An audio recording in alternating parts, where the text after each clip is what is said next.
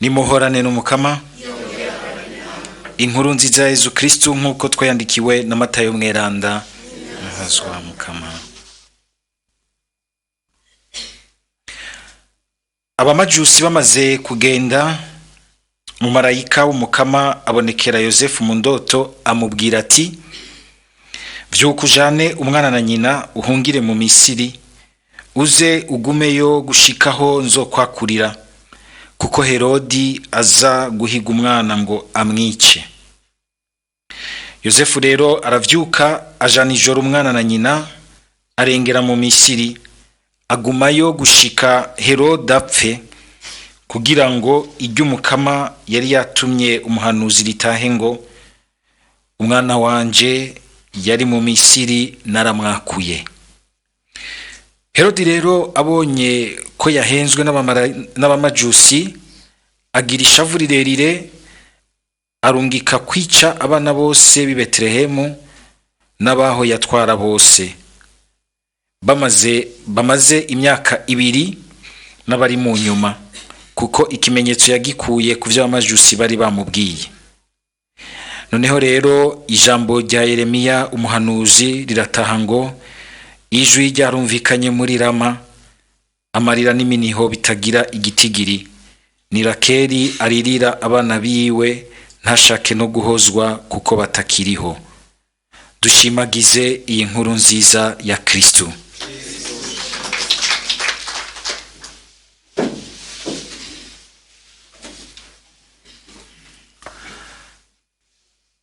Uyu munsi mu kwibuka aba bana bishwe bahogwa Yezu, abo twita les sans innocents, byo duha akaryo kuzirikana gose na cyane cyane ku mwitwarariko dutegerezwa kugirira abana bakiri bato, kuva bakiri mu nda gushika bavuke, ariko no mu gihe baba bakiri impinja gushika mbere bashike no mu bigero aho bashobora gufata mu minwe ubuzima bwabo, gutegura kazoza kabana. Turiko turazirikana abo bana abo bana bahavuye bicwa bakazizwa Yezu. Ntitwohera gusa kuri abo bana, mugabo Eklezia mu kuduha kubibuka irashaka kutubwira ingene bwa mbere Imana ifise umwitwarariko mwiza, kujya tubona umenga na twebwe nyene biratubabaza. Sinzi ko bitarababaza igihe mubonye nk'abantu usanga baguye mu mporero z'ibintu batazi, ugasanga barishwe, ukamenga n'abantu bazimanganye uko kibaza uti abantu bapfuye uku bafise insiguri yihe imbere y'Imana.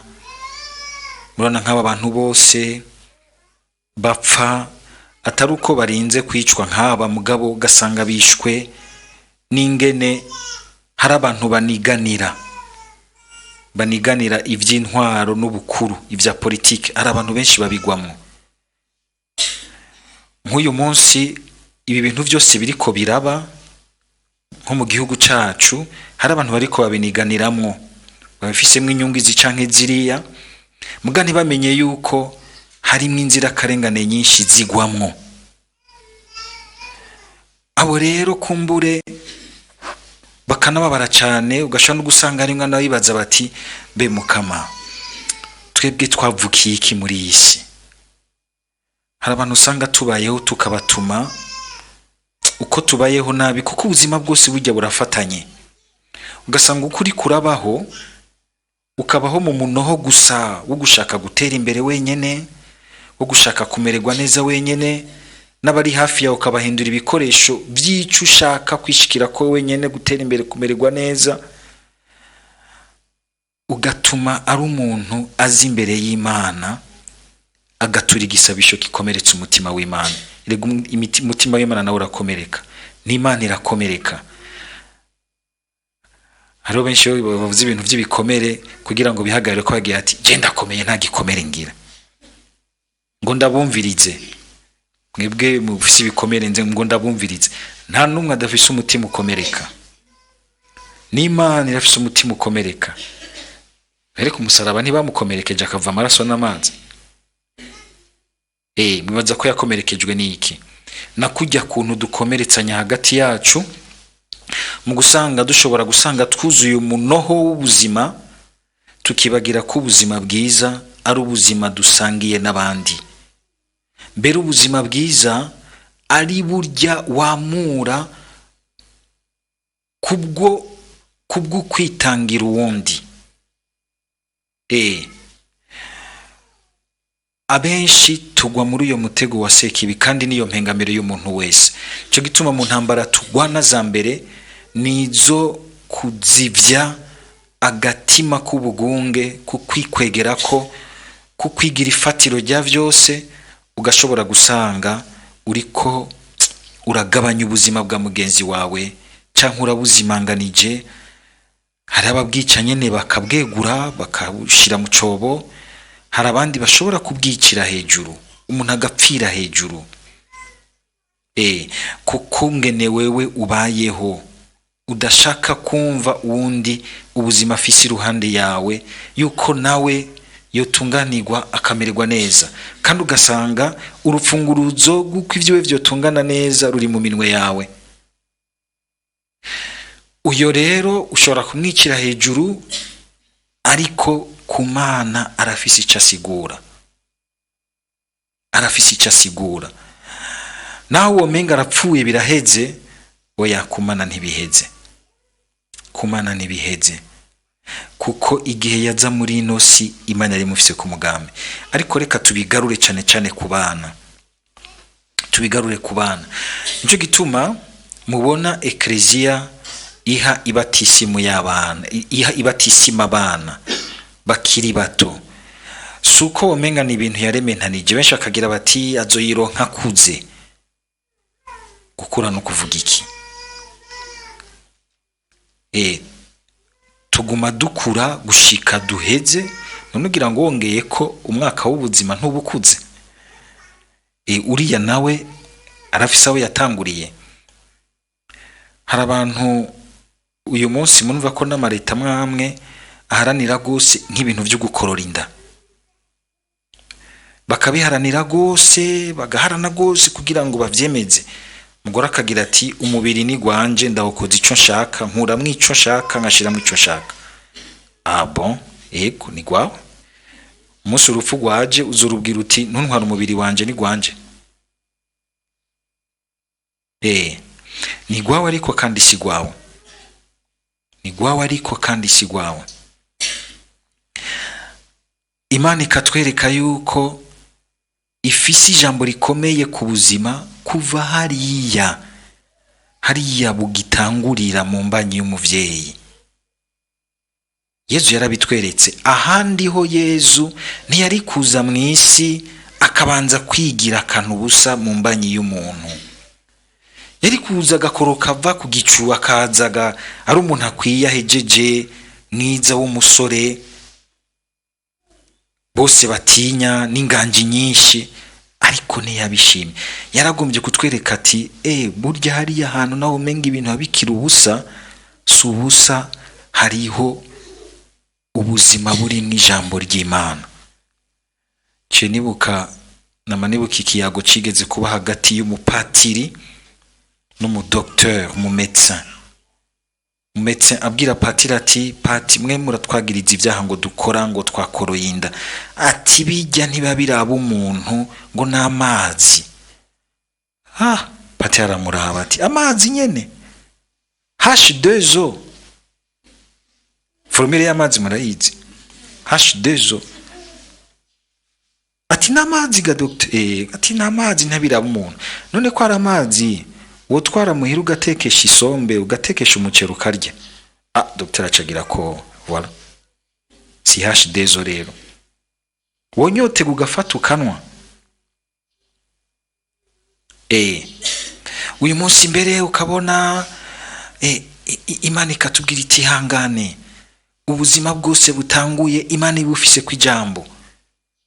n'uwoba yarayitwaye kumbure yarafashwe ku nguvu, uyu mwana ntaco azira. Guca umwica si kumenga urikuye ko ivyakubaye ko, ahubwo uravyongerereje, ugaheza ukagira uti uyu n'akamarayika katazi ico kazira. Abantu usanga baroga imbanyi, baroga abana bakiri mu mbanyi, ibintu biteye ubwoba. Ni ukuvuga yuko hari ahantu uba wihaye ijambo ku mugambi w'Imana, kuko Imana niyo yavuze ijambo rirema umuntu. Kutubaha ubuzima bw'umuntu ngo nuko bukira akantu gato, uba uri kurihenda cyane, uba uri kurihenda cyane. Hari n'igihe mbona ngomba kubaza ikibazo, nuko ntararonka igihe kimwe ngo tubigane n'ababikoreramo. Mbe nk'abajya abana bose bavutse bapfuye babashira hehe? Babata nk'ibinyamanyama bataye, canke barabafubana iteka ry'abantu? Kibazo. Mama bakaza bamubwira bati wavyaye icapfuye, kinyereke, kiri hehe? N'umwana, n'umuntu yapfuye AX temps, nkuko nawe uyu munsi uriho AX temps. Nawe iyo bakwikira ubuzima bakawufata uko ariko kose, kiriya gihe utaratangura ntiwari kuba uriho uyu munsi uri kurafata ingingo mbi z'urupfu ku bandi.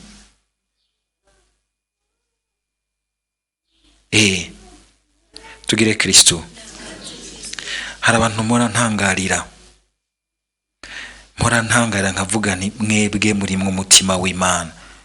Nk'umugabo ugashobora gusanga abana n'umugore wiwe, umugore yaratwaye imbanyi itari uyo mugabo kandi arabizi, mugabo akabirengera akavuga ati uyu mwana ntacazi, kandi aracakeneye kumva yuko afise abantu bamukingiye se na nyina.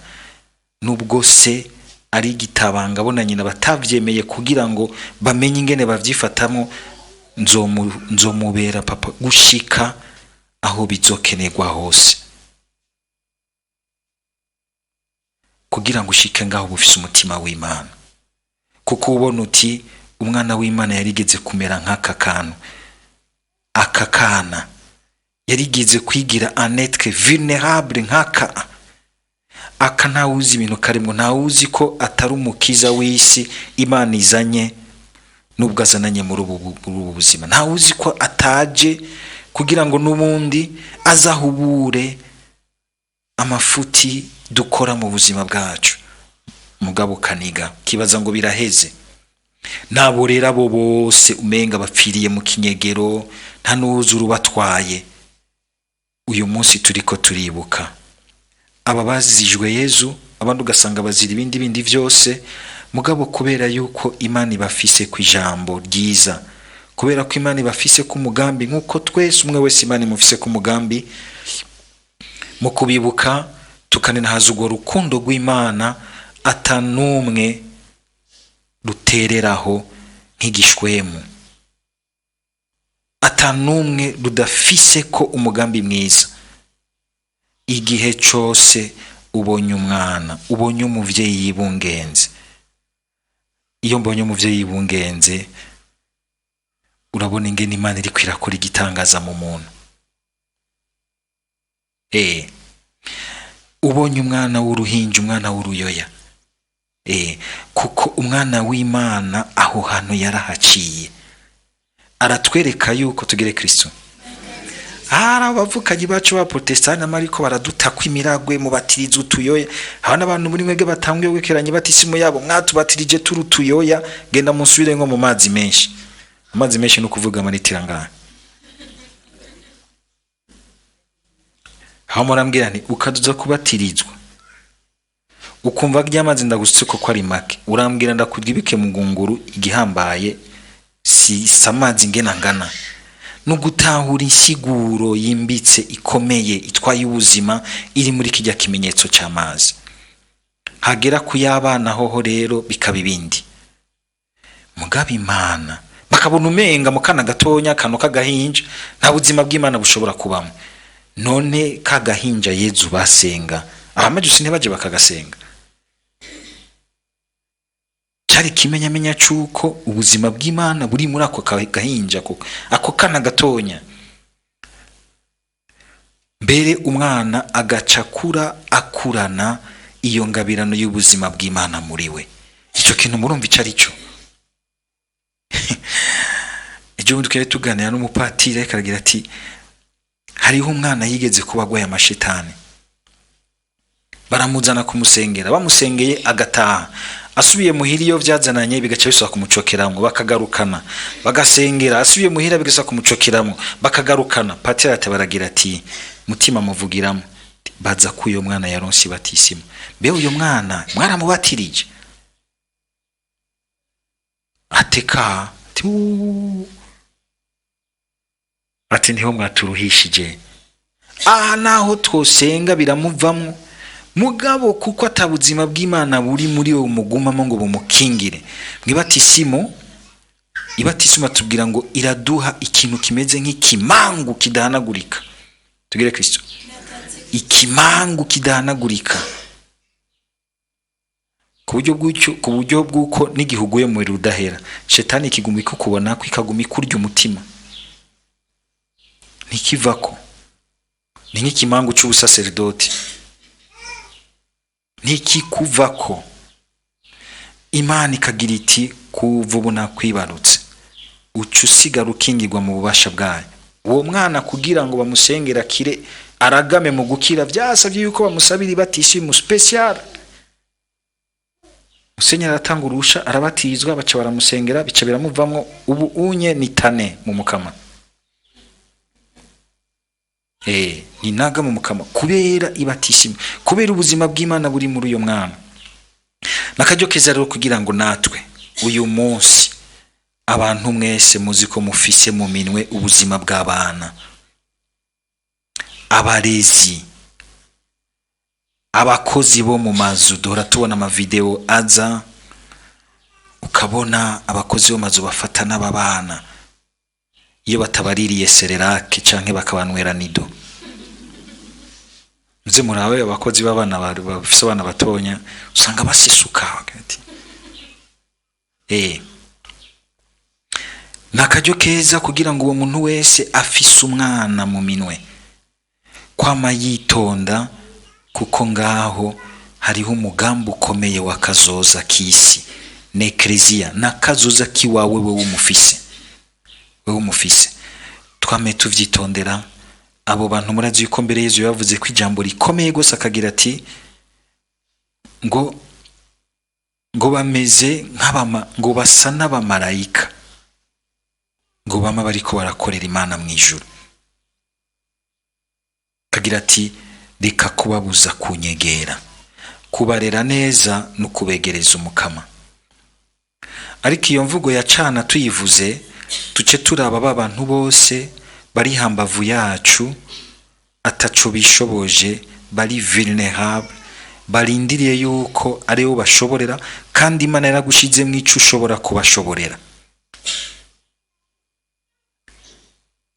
kugira ngo natwe tugumane ako karangamutima k'abana b'Imana, kugira ngo tukagumane tukazigame muri twebwe, nuko dufata abandi nk'abana b'Imana. Amen.